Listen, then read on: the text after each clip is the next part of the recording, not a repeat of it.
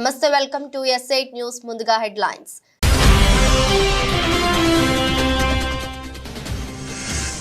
విదేశీ పర్యటన ముగించుకొని హైదరాబాద్ చేరుకున్న సీఎం రేవంత్ రెడ్డి టీం.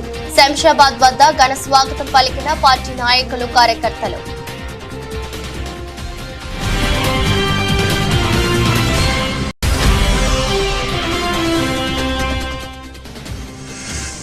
రాష్ట్రంలో శాంతి భద్రతలు క్షీణించాయంటూ ప్రభుత్వంపై మాజీ సీఎం జగన్ ఆరోపణలు. కూటమి ప్రభుత్వం కక్ష సాధింపు చర్యలకు పాల్పడిందని ఆగ్రహం.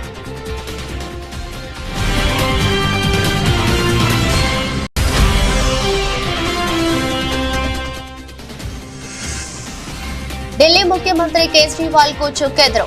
మధ్యంతర బెయిల్ ఇవ్వలేమన్న సుప్రీంకోర్టు.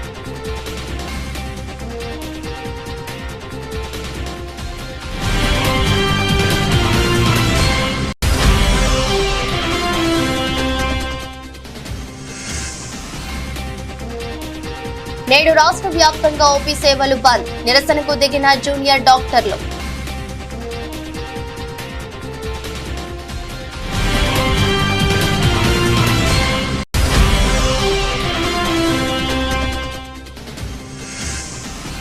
బంగ్లా ఇంగ్లాండ్ సిరీస్లకు వేదికలు మార్పు. బంగ్లాలో తొలి T20 గ్వాలియర్ కు తరలింపు.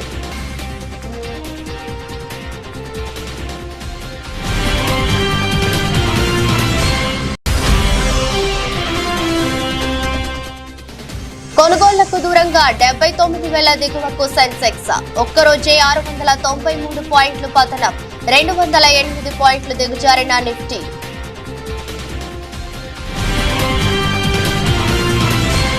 అమెరికా, దక్షిణ కొరియా దేశాల్లో పర్యటనను విజయవంతంగా ముగించుకొని ముఖ్యమంత్రి రేవంత్ రెడ్డి తిరిగి హైదరాబాద్ చేరుకున్నారు. 10 రోజుల పాటు సాగిన పర్యటన పూర్తి చేసుకుని హైదరాబాద్ చేరుకున్న సందర్భంగా విమానాశ్రయంలో ఆయనకు ఎంపీలు, ఎమ్మెల్యేలు, పార్టీ శ్రేణులు పెద్ద ఎత్తున స్వాగతం పలికారు. ముఖ్యమంత్రి నేతృత్వంలో పరిశ్రమలు, ఐటీ శాఖ మంత్రి, ఇతర ఉన్నత స్థాయి అధికారుల బృందంతో సాగిన ఈ పర్యటన తెలంగాణ రాష్ట్ర ఆర్థికాభివృద్ధి, ప్రత్యక్షంగా పరోక్షంగా యువతకు ఉద్యోగ ఉపాధి కల్పనకు దోహదపడే పెట్టుబడులే లక్ష్యంగా సాగింది. 50కి పైగా రౌండ్ టేబుల్ సమావేశాలు, సదస్సులు, ముఖాముఖి సమావేశాల్లో పాల్గొని ప్రణాళికలను సమగ్రంగా వివరించారు.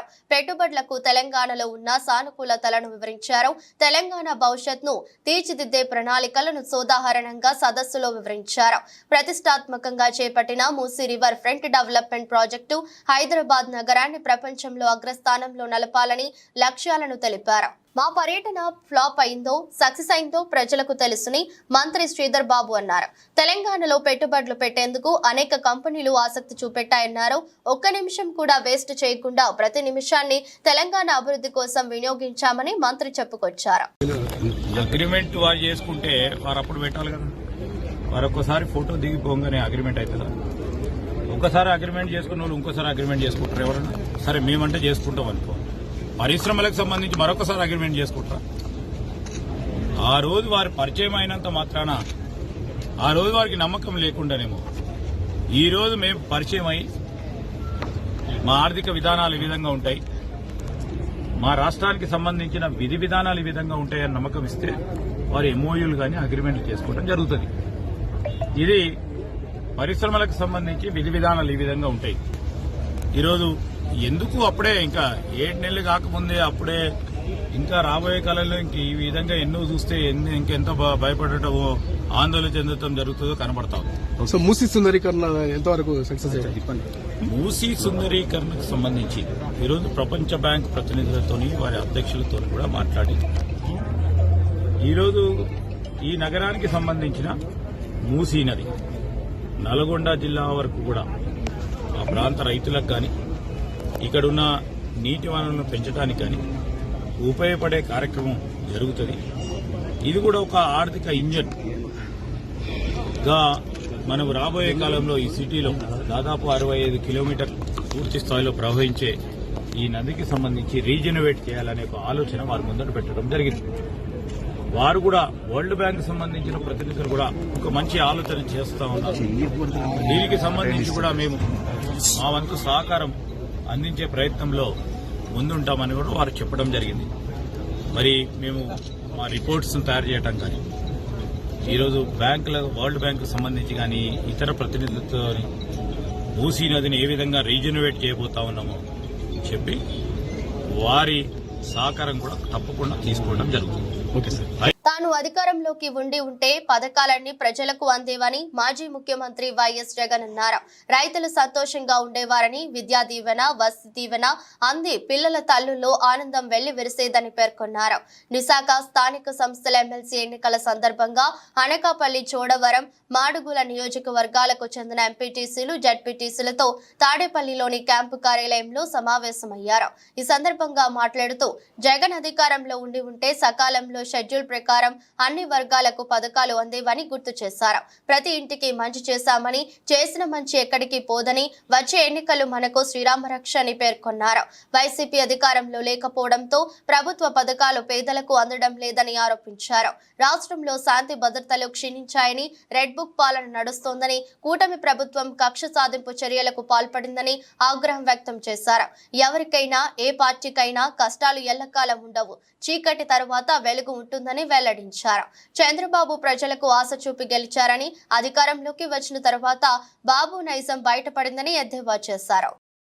ఈ రోజు కూడా ప్రతి వైఎస్ఆర్సీపీకి సంబంధించిన ప్రతి కార్యకర్త, ప్రతి నాయకుడు కూడా ప్రతి గ్రామంలోని ప్రతి ఇంటికి కూడా తలెత్తుకొని సగర్వంగా ప్రతి ఇంటికి పోగలుగుతాం. మా ఎన్నికల మేనిఫెస్టోలో మేము ఇవన్నీ చెప్పాము. చెప్పిన ప్రతిదాన్ని కూడా ఒక బైబిల్గా, ఒక ఖురాన్గా, ఒక భగవద్గీతగా భావిస్తూ ఏకంగా 99% హామీలు అమలు చేసి మేము మన్నలను పొందగలిగాము. మాకు కోవిడ్ లాంటి సమస్యలు ఎదురైనా కూడా ఏ రోజు సాకులు చూపించలేదు, ఏ రోజు ఇవ్వకుండా ఉండడాని కోసం కారణాలు వెతుక్కోలేదు. మా నాయకుడైనా, మా పార్టీ అయినా, మేమైనా విలువలతో రాజకీయాలు చేశాం, విశ్వసనీయతతో రాజకీయాలు చేశాము అని ప్రతి ఇంటికి వెళ్ళి సగర్వంగా తలెత్తుకొని చెప్పగలిగే మనం చేసిన మంచి ప్రతి ఇంట్లో కూడా ఇవాళటికి కూడా బ్రతికే ఉంది.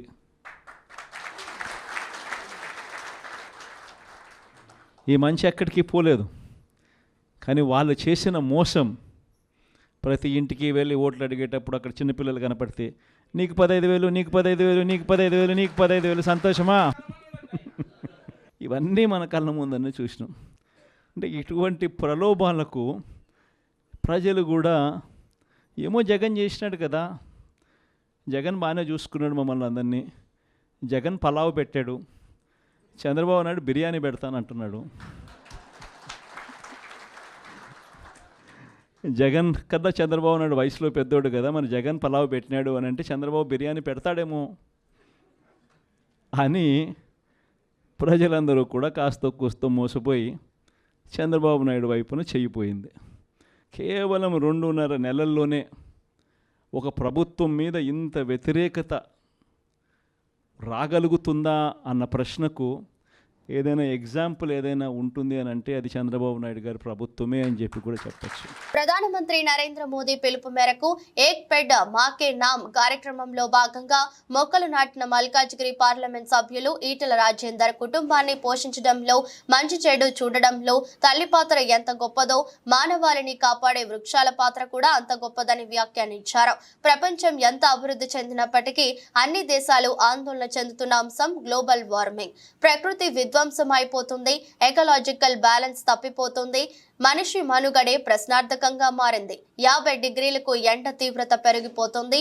ఇప్పుడున్న ఈ పరిస్థితుల్లో జీవకోటికి రక్షణ ఇచ్చేది, తల్లిలాగా కాపాడేది చెట్టు అని గుర్తించి ఇవాళ నరేంద్ర మోదీ అనేక రకాల రీఫార్మ్స్ తీసుకువచ్చారన్నారు. కుటుంబాన్ని పోషించడంలో, కుటుంబం మంచి చెడు చూడడంలో తల్లి పాత్ర ఎంత గొప్పదో, ఇవాళ సమాజాన్ని, మానవాళిని కాపాడేటువంటిది వృక్షాలు మాత్రమే. ప్రపంచవ్యాప్తంగా ఎంత అభివృద్ధి చెందినప్పటికి కూడా అన్ని దేశాలు ఆందోళన చెందుతున్న అంశం గ్లోబల్ వార్మింగ్ గురించి.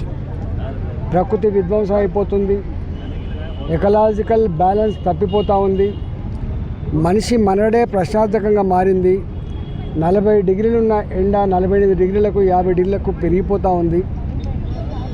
ఇప్పుడున్న ఈ పరిస్థితుల్లో జీవకోటికి రక్షణ ఇచ్చేది, తల్లిలాగా కాపాడేది చెట్టు అని చెప్పి గుర్తించి ఇవాళ నరేంద్ర మోడీ గారు అనేక రకాల రిఫార్మ్స్ తీసుకొచ్చిండ్రు. వారు ఒక పిలుపునిచ్చింది దేశ ప్రజానికానికి, ప్రతి కుటుంబం మీ అమ్మ పేరిట ఒక మొక్కను నాటండి, దాన్ని పెంచండి, ప్రకృతిని కాపాడుకోండి అని చెప్పి ఈ పిలుపు ఇచ్చిండ్రు. కంటోన్మెంట్లో వేల ఎకరాల భూములు ఉంటాయి కాబట్టి ఒక ఇంచు కూడా వేస్ట్ కాకుండా ఈ కంటోన్మెంట్లో ఉన్నటువంటి ఖాళీ జాగాలలో మొక్కలు నాటే ప్రోగ్రాం కోసం ఇవాళ శ్రీకారం చుట్టడం జరిగింది. దీన్ని గొప్పగా అందిపుచ్చుకొని కొనసాగించాలని చెప్పి ప్రజలకు విజ్ఞప్తి చేస్తున్నారు. కేసీఆర్ కమిషన్ల కోసమే డిజైన్లు మార్చారు, ప్లేస్ మార్చారు అని అంటున్నారు. మరి మీరు డిజైన్ చేసిన రాజీవ్ సాగర్ వేలేరుపాడులో ఉంది. ఇప్పుడు ఆ వేలేరుపాడు ఆంధ్రలో ఉంది. తెలంగాణ ప్రభుత్వం ఆంధ్రలో వెళ్లి ప్రాజెక్టు కట్టదు కదా అని ఎమ్మెల్సీ తాతా మధు ప్రశ్నించారు. ఈ విషయమై ఆయన మాట్లాడుతూ కాంట్రాక్టర్లతో కుమ్మక్కై ప్రాజెక్టు కాస్ట్ పెంచారని మాట్లాడుతున్నారు. మీరు ప్రాజెక్టు డిజైన్ చేసినప్పుడు అక్కడ భూమి విలువ ఎంత, స్టీల్ సిమెంట్ కాస్ట్ ఎంత, ల్యాండ్ ప్రాసిక్యూర్మెంట్ ఎంత రేటు పెరిగింది అంటూ ధ్వజమెత్తారు. సీతారామ ప్రాజెక్టుకి అన్ని పర్మిషన్లు మేమే తెచ్చామని మంత్రి ఉత్తమ్ కుమార్ రెడ్డి మాట్లాడుతున్నారు. అతను సోయ ఉండి మాట్లాడుతున్నారో సోయ లేక మాట్లాడుతున్నారో అర్థం కావడం లేదని విమర్శించారు. అవినీతి కోసం డిజైన్లు మార్చారు, ప్లేస్ మార్చారు. మరి వాళ్ళకు ఉండాలిగా ఆలోచన. వారు కూడా రాష్ట్రానికి ఒక ముఖ్యమంత్రి కూడా, ఆయన మంత్రిగా ఉన్నాడు, కేంద్రంలో కూడా పనిచేసి వచ్చాడు. ఎందుకు మార్చాల్సి వచ్చింది? మీరు చేసిన రాజీవ్ సాగరు ఎక్కడ మీరు డిజైన్ చేసింది? వేలేరుపాడులో. వేలేరుపాడు ఇప్పుడు తెలంగాణలో ఉందా? ఆంధ్రాకి వెళ్ళిపోయింది అది. మరి తెలంగాణ ప్రభుత్వం ఏర్పడ్డాక, తెలంగాణ రాష్ట్రం వచ్చినాక వెళ్ళి పాత డిజైన్ ప్రకారం వేలేరుపాడులో ప్రాజెక్టు కట్టలే వరకు ఆ విషయం తెలుసు కదా. మీరిచ్చేదేమో వాళ్ళు 3 లక్షల ఎకరాలకు డిజైన్ చేశాను, ఏది కాంగ్రెస్ ప్రభుత్వం. కానీ కేసీఆర్ గారు 6,74,000 ఎకరాలకు డిజైన్ చేయించారు. ప్రాజెక్టు కాస్ట్ పెంచారు, కాంట్రాక్టర్తో కమ్మక్కు కట్టడానికి అంటారు. మీ ప్రాజెక్టు మీరు డిజైన్ చేసినప్పుడు అక్కడున్న భూమి విలువ ఎంత, కాలువలు తవ్వడానికి ఆ భూమి మీరు మొబిలైజేషన్కి కావలసిన డబ్బు ఎంత, స్టీల్ రేట్ ఎంత పెరిగింది, సిమెంట్ రేట్ ఎంత పెరిగింది, ల్యాండ్ ప్రొక్యూర్మెంట్కి ఎంత రేటు పెరిగింది. ఇవాళ పాలేరు భక్త రామదాస్ కట్టకముందు 50,000, 60,000, ₹1,00,000 భూమి ఉండేది. ఇవాళ ఎవరైనా ఇస్తారండి? ఇవాళ 25 లక్షల రూపాయలు తక్కువ ఎక్కడ పాలేరులో లేదు. నేను చెప్పడం కాదు, స్వయంగా ఆనాడు మంత్రిగా ఉన్న తుమ్మల నాగేశ్వర గారు చెప్పిన విషయం ఇది. నేను గుర్తు చేస్తా ఉన్నా మీడియా ద్వారా. ఆ రోజు 50,000 ఉన్న భూమిని 10,000, 20,000 గవర్నమెంట్ రేటుకి మీరు ల్యాండ్ ప్రొక్యూర్మెంట్ చేసేవాళ్ళు ప్రభుత్వ అవసరాల కోసం. ఇవాళ 25 లక్షలు ఉన్న భూమిని ప్రభుత్వం ఎంత పే చేయాల్సి వస్తుందో రైతులకు మీ అందరికీ తెలుసు. రాష్ట్ర వ్యాప్తంగా ఇవాళ ఓపీ సేవలను బహిష్కరిస్తున్నట్లు జూనియర్ డాక్టర్లు ప్రకటించారు. కోల్కతాలో జూనియర్ డాక్టర్ పై అత్యాచార ఘటనను నిరసిస్తూ బుధవారం ఓపీ సేవలకు దూరంగా ఉండనున్నట్లు జూడాలు తమ ప్రకటనలో పేర్కొన్నారు. ఈ మేరకు ప్రభుత్వానికి నోటీసులు అందజేశారు. దాంతో ఇవాళ ప్రభుత్వ ఆసుపత్రుల్లో వైద్య సేవలకు అంతరాయం కలిగే అవకాశం ఉంది. ఈ నేపథ్యంలో అధికారులు ప్రత్యామ్నాయ ఏర్పాట్లు చేస్తున్నారు. కోల్కతాలో యువ వైద్యురాలి అత్యాచార ఘటన దేశాన్ని కుదిపేస్తోంది. వైద్యురాలిపై అత్యాచారానికి తెగబడిన కామాంధుడు అత్యంత పాశవికంగా వ్యవహరించాడు. బాధితురాలి మర్మాంగాలు, కళ్ళు, నోటి నుంచి రక్తస్రావం, మెడ, కాళ్ళు, చేతులు, గోళ్లకు గాయాలైనట్లు పోస్టుమార్టం నివేదికలో వెల్లడైంది. ఇది ఆత్మహత్య కాదని, ఖచ్చితంగా లైంగిక దాడి చేసి చంపేశాడని పోలీసులు పేర్కొన్నారు. ఈ కేసులో సంజయ్ రాయ్ అనే వ్యక్తిని పోలీసులు ఇప్పటికే అరెస్ట్ చేశారు. అనుబంధ వాలంటీర్ గా పనిచేస్తున్న నిందితుడు తన పోకిరి చేష్టలతో తరచూ సదరు వైద్యురాలని ఇబ్బందులకు గురి చేసేవాడని పోలీసుల విచారణలో తెలిసిందే. కాగా వైద్యురాలి అత్యాచారాన్ని నిరసిస్తూ దేశవ్యాప్తంగా ఆందోళనలు కొనసాగుతున్నాయి. బాధితురాలికి న్యాయం జరగాలని డిమాండ్తో సోమవారం దేశవ్యాప్తంగా వైద్య సేవలు నిలిపివేశారు. దేశంలోని అనేక నగరాల్లోని పలు ఆసుపత్రుల్లో ఓపీ సేవలు నిలిచిపోయాయి. అయితే అత్యవసర సేవలకు మాత్రం వైద్యులు మినహాయింపు ఇచ్చారు. Gandhi stands with Gandhi stands with Gandhi stands with We want justice. We want justice. We want justice. We want justice. Justice delayed. Justice denied. Justice delayed. Justice denied. Justice delayed. Justice denied. Justice delayed. Justice denied. Justice delayed. Justice denied. Justice delayed. Justice denied. We want justice. We want justice. Awaaz He wants justice. She wants justice. We all want justice. Awaaz Bhadradri Kothagudem జిల్లా భద్రాచలం పక్కన గల ఏటపాకలోని CRPF 212 battalion ఆధ్వర్యంలో హర్ ఘర్ తిరంగా కార్యక్రమం ఘనంగా జరిగింది. రేపు జరగనున్న స్వాతంత్ర దినోత్సవాన్ని పురస్కరించుకుని ఈ రోజు హర్ ఘర్ తిరంగా కార్యక్రమాన్ని నిర్వహించారు. ముందుగా సిఆర్పీఎఫ్ క్యాంపు వద్ద కమాండెంట్ దీపక్ కుమార్ శ్రీవాత్సవ్ జాతీయ జెండా ఊపి ర్యాలీ నిర్వహించారు. సిఆర్పీఎఫ్ క్యాంపు నుంచి 3 కిలోమీటర్లు ర్యాలీ నిర్వహించి అక్కడ ఉన్న పాఠశాలలో విద్యార్థులతో కలిసి జాతీయ జెండాలతో నినాదాలు చేశారు. అనంతరం పాఠశాల ఉపాధ్యాయులను సిఆర్పీఎఫ్ అధికారులు సన్మానించారు. हर घर तिरंगा, it's a Hindi word. हर घर तिरंगा. Tiranga is our what? Tricolor. So we are celebrating that every house have a Indian tricolor. So it's a very proud moment, and Indian government has celebrating this from 9th August to 15th August, and this is a part that we are approached to you to celebrate with you. Okay, so it's very big moment. Indian independence we will celebrating on tomorrow, but this campaigning is celebrating in whole week, and we should proud of our Indian struggle, the freedom fighter who struggled for Indian independence, and I think all of us born in this independence era, I think so. So, and what we must recognize their struggle, sacrifice, and many more things. So this Tiranga is the symbol of what unity and pride of our nation. So we are representing many parts of India, North India, South India. Many cultural differences are there, but in by this celebrating the freedom festivals, we are showing our unity and togetherness. So I request all of you to celebrate this festival very joy and happiness. And you know, this Tiranga is what we are adopting since independence. We have very restrictions for hosting it because of its dignity and decorum and respect.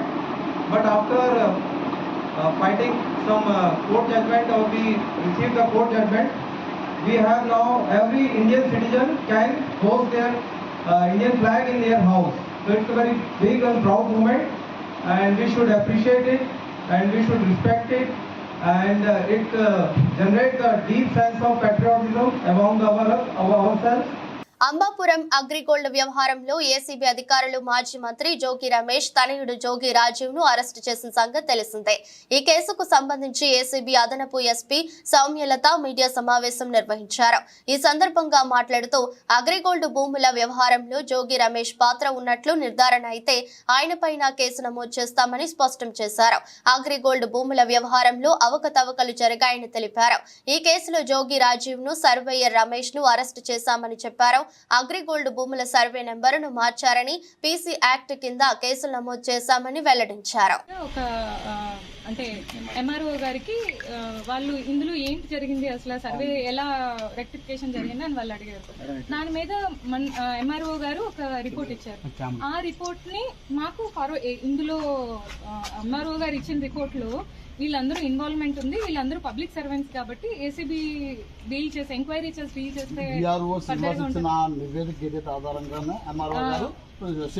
Submit చేశారు. ఆ report మీద DG గారు మాకు further గా enquiry conduct చేసి దీని మీద proceed అవ్వమని మాకు పంపించడం జరిగింది. దాని మీద మేము ఎంక్వైరీ చేసి క్రైమ్ ఆఫీసర్ ప్రూవ్ అయిన తర్వాత కేసు రిజిస్టర్ చేస్తాం. దాని మీద ప్రొసీడ్ అవుతున్నాం. అంటే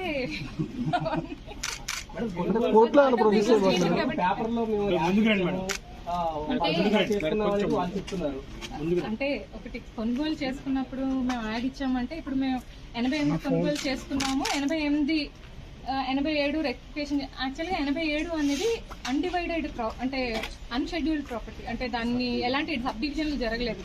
సబ్ డివిజన్లు జరగలేదు కాబట్టి అందులో చాలా మంది ఉన్నారు. ఎవరి పోర్షన్ ఏంటి అనేది ఎక్కడ అందులో లేదు. అయితే అందులో సిఐడి వాళ్ళ ల్యాండ్ కొంత ఉందన్నమాట. 2290 గజాల వరకు అబ్బా శేషనారాయణ వాళ్ళ ల్యాండ్ సిఐడి వాళ్ళ అటాచ్మెంట్ లో ఉంది. అదే ప్రాపర్టీని వీళ్ళు ఇది వేసుకోవడం జరిగింది అనమాట, ప్రహరీ వేసుకోవడం జరిగింది. ఇప్పుడు ఈ మొత్తం మీరు చెప్తున్నారు ఏదైతే ఇప్పుడు కోల్కతాలో మహిళా వైద్యురాలి అత్యాచారంపై గాంధీ ఆసుపత్రిలో నిరసన చేపట్టిన డాక్టర్లకు మంత్రి సీతక్క సంఘీభావం ప్రకటించారు. ఈ సందర్భంగా మంత్రి మాట్లాడుతూ కోల్కతా ఘటన దిగ్భ్రాంతికి గురి చేసిందన్నారు.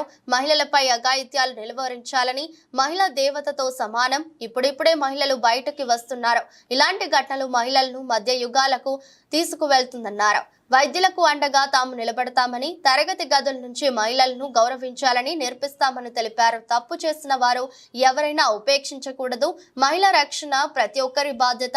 మహిళా భద్రతపై ప్రతి ఒక్కరి ఆలోచన మారాలి. అందుకోసం కృషి చేస్తామని తెలిపారు. ఆరోగ్యశ్రీ పథకం ద్వారానే కాకుండా ఈ పథకం వర్తించని వ్యాధులకు పేదలను ఆదుకోవడానికి సీఎం రేవంత్ రెడ్డి లక్షల రూపాయలను మంజూరు చేస్తున్నారని ఎమ్మెల్యే నాగరాజు అన్నారు. హనుమకొండ జిల్లా కాజీపేట మండల పరిధిలో 44, 45, 46, 64 డివిజన్లకు చెందిన 45 మంది బాధితులకు 11,14,500 రూపాయల చెక్కులను పంపిణీ చేశారు. అనంతరం కళ్యాణ లక్ష్మి షాదీ ముబారక్ లబ్ధిదారులకు 43,04,908 రూపాయల చెక్కులను పంపిణీ చేశారు. పంపడం జరిగింది. పంపిన కార్యక్రమంలో ఈరోజు మన డాక్టర్ కడియం కావ్య గారిని కూడా ఆహ్వానించడం జరిగింది. ఎందుకంటే వారు కూడా అందుబాటులో ఉంది. సో వారి ద్వారా కూడా మహిళా సోదర మండలందరికీ కూడా చెక్కులు పంపిణీ చేయడం జరిగింది. సుమారుగా మన కళ్యాణ లక్ష్మి 43 లక్షల చిల్లర చెక్కులు, అలాగే సీఎంఆర్ రిలీఫ్ ఫండ్ నుండి 11 లక్షల చిల్లర చెక్కులను తీసుకొని రావడం జరిగింది. చెక్కులను ఎవరైతే లబ్ధిదారులు ఉన్నారో వారందరికీ కూడా వేదిక ద్వారా వారందరికీ పంపిణీ చేయడం జరుగుతుంది. వారందరికీ కూడా ఎవరైతే ఇన్ని రోజుల నుండి వెయిట్ చేశారో వారందరికీ కూడా నా యొక్క హృదయపూర్వక ధన్యవాదాలు. వారు ఎలాంటి వీటి కోసం ఎవరు కూడా ఒక పైసా కూడా. హైదరాబాద్ లోని నాగోల్ మెట్రో స్టేషన్ వద్ద పార్కింగ్ నిర్వాహకులపై వాహనదారులు తిరగబడ్డారు. ఫ్రీ పార్కింగ్ స్థలంలో పెయిడ్ పార్కింగ్ పెట్టడంతో వాహనదారులలో గందరగోళం నెలకొంది. పెయిడ్ డబ్బులు కూడా పార్క్ హైదరాబాద్ అనే యాప్ నుంచి కట్టమని కండిషన్ పెట్టారు. అయితే ఆ యాప్ గూగుల్ ప్లే స్టోర్ నుంచి డౌన్లోడ్ కాకపోవడంతో వాహనదారులు ఆందోళన చెందుతున్నారు. అసలే ఆఫీసులకు టైం అయిపోవడం, ఫ్రీ పార్కింగ్ తీసేయడంతో నిర్వాహకులతో వాహనదారులు గొడవకు దిగారు.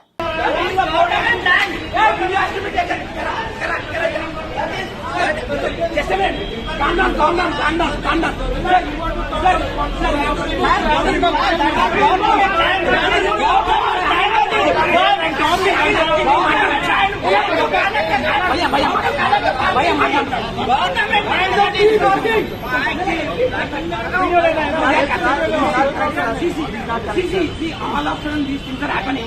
Only the board has been picked. There is no information in PR. And the quantity is what they are charging, which is very much too much.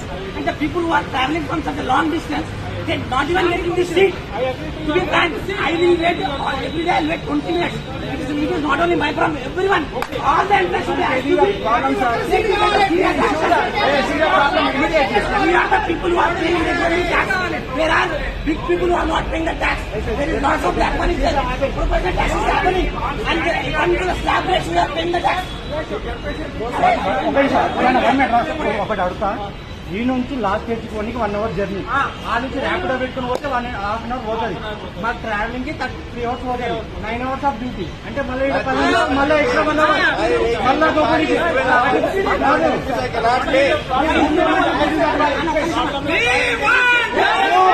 మద్యం కుంభకోణానికి సంబంధించిన సిబిఐ కేసులో ఢిల్లీ ముఖ్యమంత్రి ఆమ్ ఆద్మీ పార్టీ జాతీయ convener Arvind Kejriwal కి చుక్కెదురైంది. తన అరెస్టుకు వ్యతిరేకంగా కేజ్రీవాల్ దాఖలు చేసిన పిటిషన్ను సుప్రీంకోర్టు తిరస్కరించింది. కేజ్రీకి మధ్యంతర బెయిల్ ఇవ్వలేమని పేర్కొంది. ఈ మేరకు కేజ్రీవాల్ వేసిన పిటిషన్ పై సిబిఐకి సుప్రీంకోర్టు నోటీసులు జారీ చేసింది. సిబిఐ కేసులో బెయిల్ కోరుతూ కేజ్రీవాల్ ఇటీవలే సుప్రీంకోర్టును ఆశ్రయించిన విషయం తెలిసిందే. సిబిఐ తనను అరెస్టు చేయడాన్ని దేశ అత్యున్నత న్యాయస్థానంలో సవాల్ చేశారు. ఈ కేసులో కేజ్రీ రెగ్యులర్ బెయిల్ కోసం పిటిషన్ వేసినట్లు ఆప్ న్యాయ బృందం సోమవారం తెలిపింది. దీంతో పాటు గతంలో ఈ కేసులో ట్రయల్ కోర్టు తనకు ఇచ్చిన మధ్యంతర బెయిల్ పై హైకోర్టు స్టే విధించడాన్ని వ్యతిరేకిస్తూ మరో 2 పిటిషన్లు దాఖలు చేశారు. ఈ పిటిషన్లపై సుప్రీంకోర్టు ఇవాళ విచారణ జరిపింది. ఇరువురి తరపున వాదనలు విన్న ధర్మాసనం సీఎం కేజ్రీవాల్ కు ఈ కేసులో మధ్యంతరం బెయిల్ ఇవ్వలేమని స్పష్టం చేసింది. ఈ మేరకు కేజ్రీ పిటిషన్ పై సమాధానాన్ని కోరుతూ సిబిఐకి నోటీసులు జారీ చేసింది. తదుపరి విచారణను ఈ నెల 23కు వాయిదా వేసింది. స్వదేశంలో బంగ్లాదేశ్ తో జరగబోయే టీ20 సిరీస్ తో పాటు టీమిండియా వచ్చే ఏడాది ఇంగ్లాండ్ తో ఆడనున్న సిరీస్ వేదికల్లో మార్పులు చోటు చేసుకున్నాయి. ముందుగా నిర్ణయించిన షెడ్యూల్ ప్రకారం అక్టోబర్ 6న ధర్మశాలి వేదికగా భారత జట్టు తొలి టీ20 ఆడాల్సి ఉండగా స్టేడియంలో మరమ్మతుల కారణంగా ఆ మ్యాచ్ ను గ్వాలియర్ కు తరలించారు. మిగిలిన మ్యాచ్లలో మార్పులేమీ లేవు. ఇక తొలుత ప్రకటించిన షెడ్యూల్ ప్రకారం ఇంగ్లాండ్ తో టీ20 సిరీస్ లో భాగంగా 2025 జనవరి 22న చెన్నైలో మొదటి, 25న కోల్కతాలో రెండో మ్యాచ్ జరగాల్సి ఉంది. కానీ ఈడెన్ గార్డెన్ లో తొలి టీ20 చెపాక్ లో రెండో టీ20 జరుగుతాయని బీసీసీఐ ఒక ప్రకటనలో తెలిపింది. దేశీయ స్టాక్ మార్కెట్లో మంగళవారం భారీ నష్టాలకు లోనయ్యాయి. బాంబే స్టాక్ ఎక్స్చేంజ్ ప్రధాన సూచీ సెన్సెక్స్ 612.89 పాయింట్లు లేదా 0.87% క్షీణించి 79,000 స్థాయికి దిగువన 78,956.03 వద్ద ముగిసింది. ఒకానొక దశలో 759.54 పాయింట్లు పడిపోయింది. ఇక నేషనల్ స్టాక్ ఎక్స్చేంజ్ సూచీ నిఫ్టీ 208 పాయింట్లు లేదా 0.85% కోల్పోయి 24,139 వద్ద స్థిరపడింది. విదేశీ మదుపరుల పెట్టుబడుల ఉపసంహరణల మధ్య హెచ్డిఎఫ్సి బ్యాంక్, ఎస్బీఐ, ఐటీసీ షేర్లలో అమ్మకాల ఒత్తిడి కనిపించింది. హెచ్డిఎఫ్సి బ్యాంక్ షేర్ విలువ అత్యధికంగా 3% పైగా పడింది. కమాండిటీ, బ్యాంకింగ్, ఫైనాన్షియల్ స్టాక్స్ ను ఇన్వెస్టర్లు దూరం పెట్టారు. 1.84% నుంచి 1.45% మేర కోల్పోయాయి. మెటల్, సర్వీసెస్, క్యాపిటల్ గూడ్స్ షేర్లు మదుపర్లను ఆకట్టుకోలేకపోయాయి. 1.37% నుంచి 0.84% మేర పడిపోయాయి. అలాగే BSc small cap 1.16%, mid cap 0.98% తగ్గాయి. నిజానికి ఈక్విటీ మార్కెట్లు ఉదయం ఆరంభంలో స్వల్ప నష్టాలతోనే మొదలయ్యాయి. అయితే సమయం గడుస్తున్న కొద్దీ నష్టాలు పెరుగుతూ పోయాయి. జూలై నెలలో రిటైల్ ద్రవ్యోల్బణం ఆకర్షణీయ స్థాయిలో తగ్గుముఖం పట్టిన జూన్ నెలలో పారిశ్రామికోత్పత్తి సూచీ పతనం కావడం మార్కెట్ సెంటిమెంట్ ను దెబ్బతీస్తుంది. వార్తలు ముగించే ముందు మరోసారి హెడ్లైన్స్.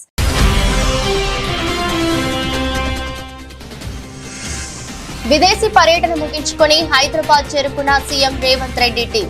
శంషాబాద్ వద్ద ఘన స్వాగతం పలికిన పార్టీ నాయకులు, కార్యకర్తలు.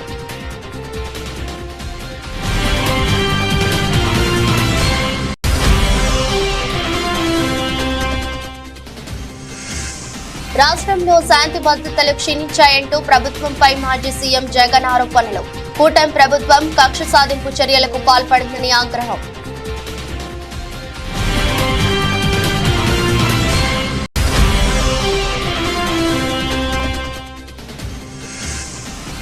ఢిల్లీ ముఖ్యమంత్రి కేజ్రీవాల్ కు చుక్కెదురు. మధ్యంతర బెయిల్ ఇవ్వలేమన్న సుప్రీంకోర్టు.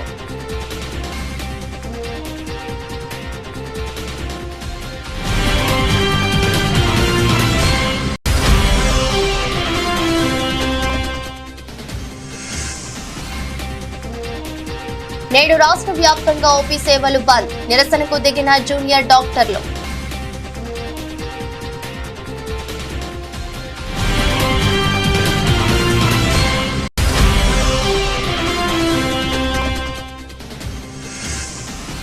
బంగ్లా ఇంగ్లాండ్ సిరీస్లకు వేదికలు మార్పు. బంగ్లాలో తొలి టీ20 గ్వాలియర్ కు తరలింపు.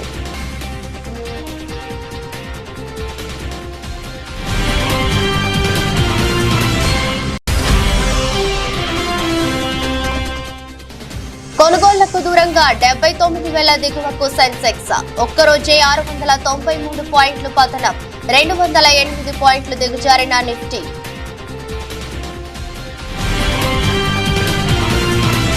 ఇది రోజు బులెటిన్. మరో బులెటిన్లో మళ్ళీ కలుద్దాం. అంతవరకు సెలవు. నమస్కారం.